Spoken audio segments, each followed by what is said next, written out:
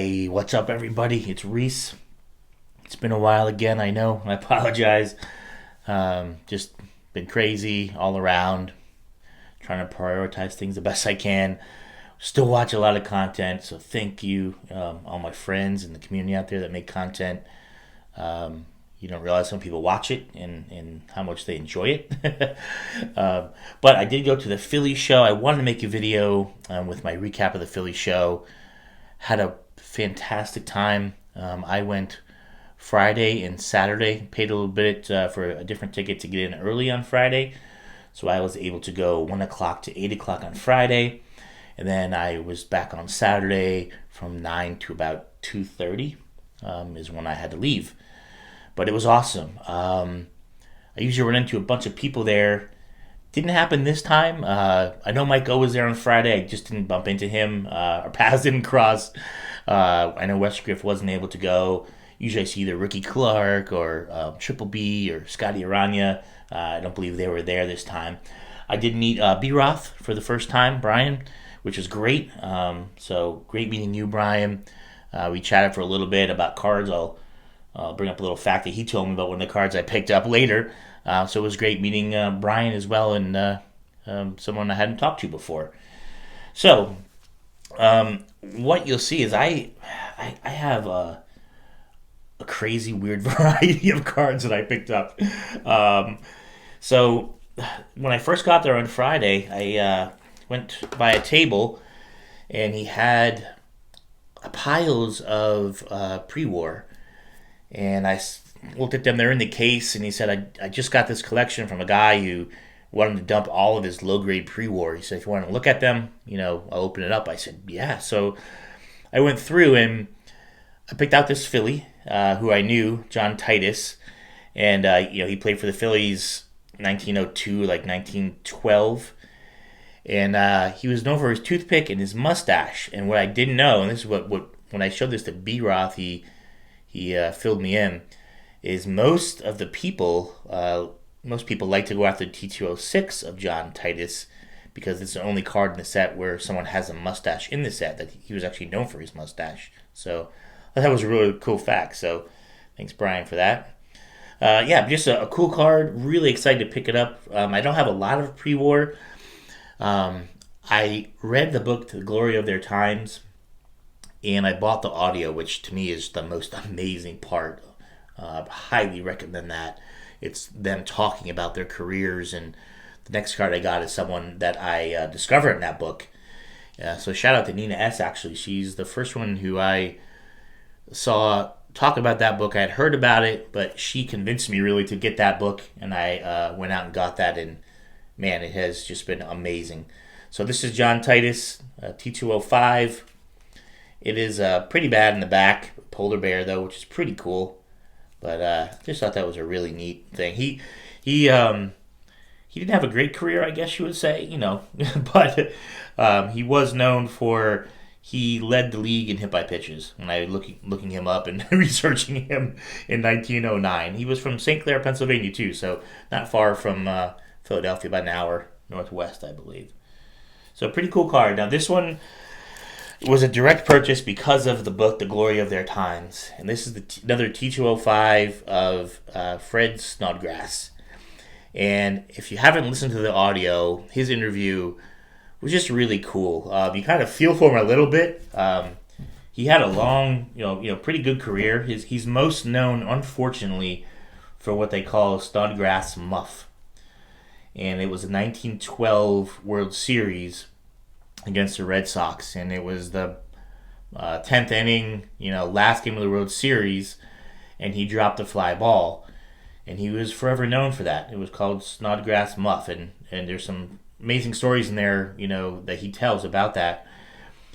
Ironically, it didn't really lose. It started a downhill slope for that inning and why they lost the game, but it was the first batter of the inning that he dropped the ball, and the next play he made, he even said he made like an amazing catch at center field to save a hit. Then they walked a guy, and then Tris Speaker hit a single and tied the game. So there's a whole background to that. But that story lasted with his name until he passed away, where it said even on his like obituary, it had his name, and then it said ball player muff 1912 fly ball in the paper. So he never lived that down. I mean, it was amazing to me. So this was a direct purchase because of that book. So excited to have it, actually. And there's some more names I also want to get. Really nice back on this one, actually. Pretty clean. Sweet Corporal.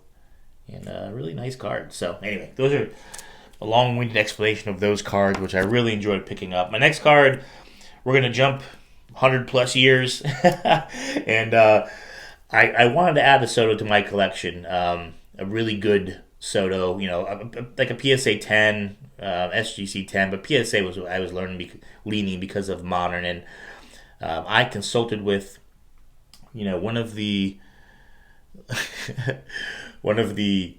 resident experts on Soto, maybe man crush like the amazing Wesker Griff.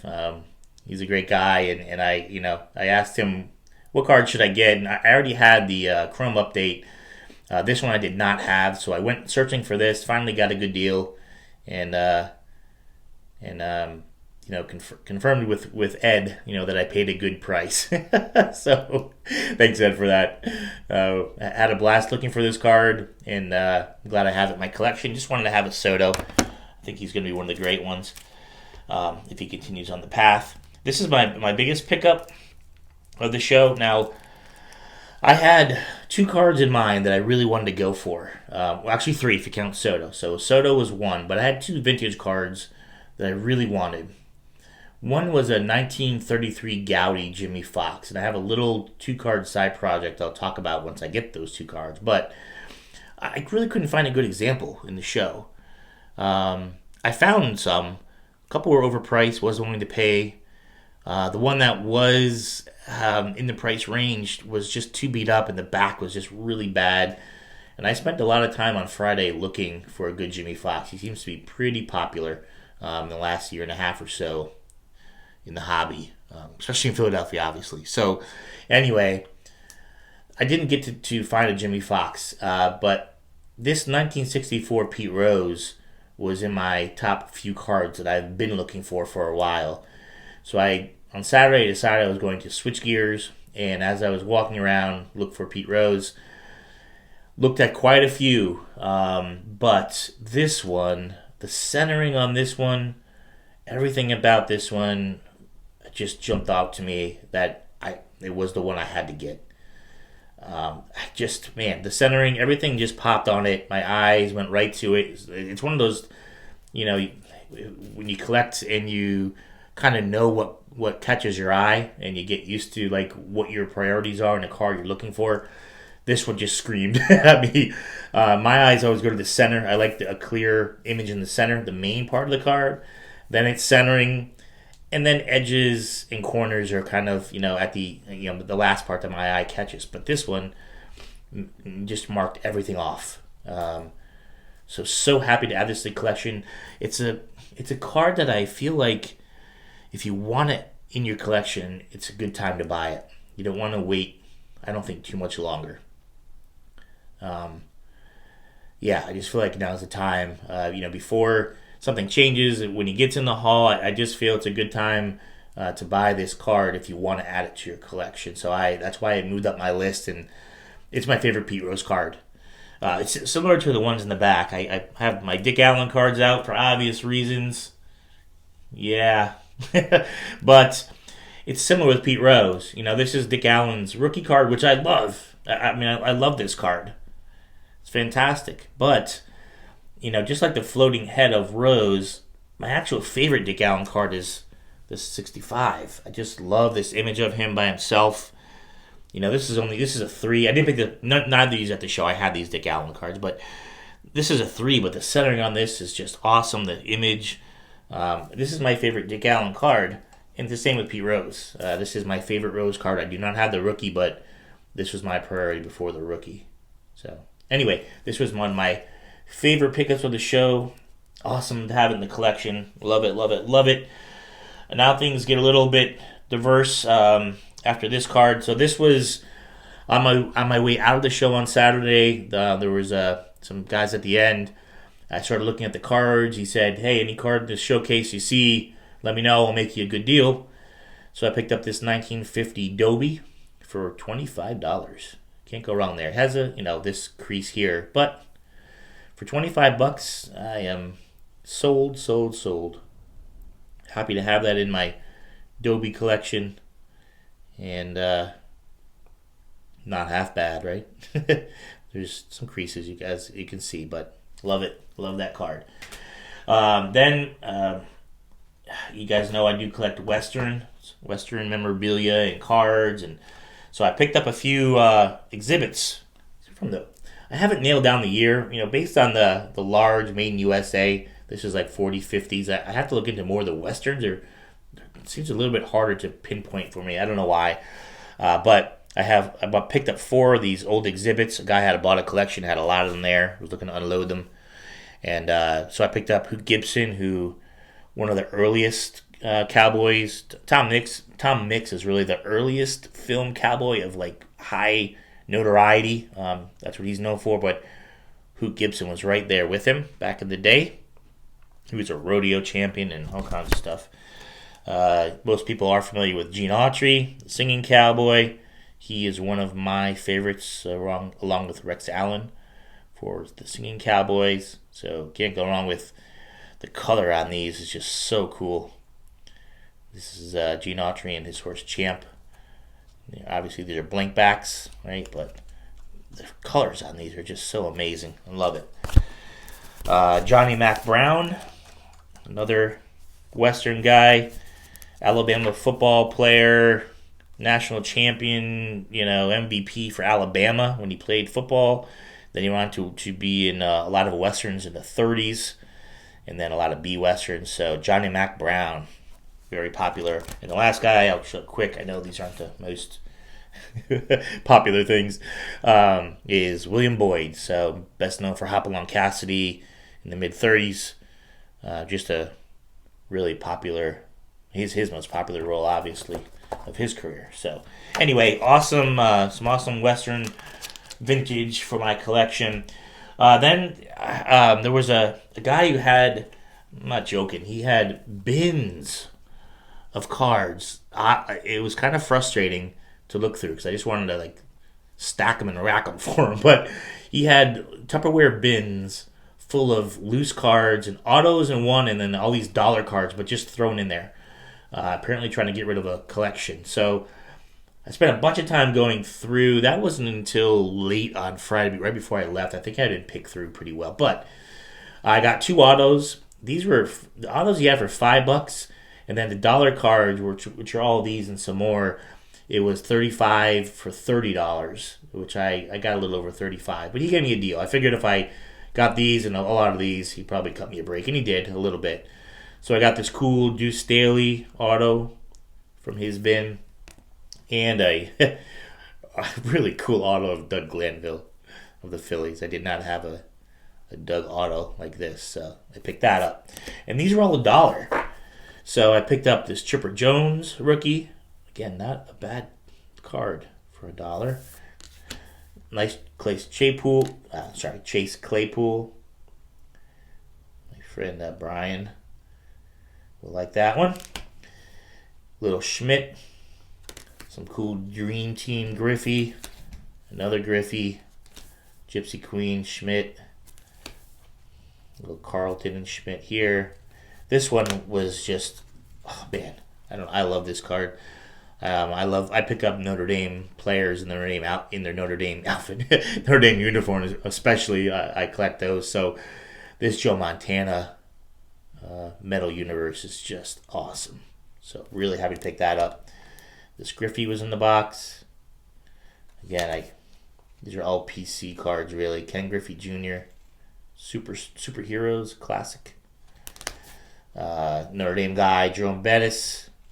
Pick that guy up. Another Schmitty. I'm not going to pass up any Michael Jordan for $1. 79 McCovey, right? I mean, it's not a bad looking card. I don't know where he got these or or if he knew what was in there. I don't know. $1, I guess, is fine, but to me, $1 for a 79 McCovey. And then these awesome Kellogg's. I never pass up Kellogg's. So for $1, I picked up the Johnny Bench. This is 82, and the Sutter, Bruce Sutter. And then these are the 81s. Vita Blue, Rod Carew, Carlton Fisk. I found this Bo Jackson. I found a 2008 Rookies and Stars, Tom Brady for $1. Ken Griffey Jr. Post. So just all PC cards with $1 box. And then there was a guy who had some Griffies and such. These from $2 to $4. This one was $2. This checklist of Griffey. Pretty cool from Pinnacle. This is my favorite one. This was $4, the most expensive card. But it's, what a cool Griffey card, man. Another Griffey that I didn't have. And then another Griffey. Just go through these quick. Really cool Griffey card here. Did not have this one. And then a cool Chicks Bo Jackson. There's quite a few in this, variations of this one, this little set, but I don't have any of them in my Bo Jackson PC, so pick that one up. So Griffey, I had, good thing I have my list with me. I have almost 600 unique Griffies in my collection now, which is fun. Then last but not least, if you're still with me, God bless you. In the $1 box, some vintage, or not vintage, some nostalgia wrestling cards. These are the 85s, I believe. I don't know what the stickers are. I don't know a lot about them, but I used to have some of these 85s as a kid, which I still have upstairs. But Hulk Hogan, Captain Lou. I mean, that is just awesome. I honestly don't know who this is. Doesn't ring a bell. One of my favorites growing up, JYD. Another Captain Lou. A little bit older star, Ivan Putski. Iron Sheik. Jimmy Snuka. Another one of these. Hillbilly Jim and Hulk Hogan. Rowdy Piper. And then I found in there a Josh Adams, Notre Dame guy. Really cool Brandon Graham Prism. Orange. I don't know much about that. I thought maybe there would be number. I'm sure there's some kind of, don't know much about those. Mike Parsons, who's just amazing. Picked up one of his. Again, Jalen Ramsey for $1. I don't have a lot of football cards other than Notre Dame or, Eagles type of stuff, but I figured, what the heck, and a CeeDee Lamb from the friggin' Cowboys. Imagine that. Okay, and those are my pickups. Again, thanks for hanging out with me. I know it's a little bit longer video, a little longer winded video, but I had a blast. Saturday, I wanted to hit some more boxes, but it got crowded Saturday, which is why I left around 2:30. I really couldn't sit down those $1 boxes away and wanted to kind of end the show, so I don't know. I might change it up next time. Maybe I hit the boxes first, and then look for some of the other cards, because I figure Friday is the best day to do it. It's the slowest for the first couple hours, from my experience. But again, thank you so much. Great to make another video. Feels good. Love watching the videos, guys. Have a great night. Be good. Later.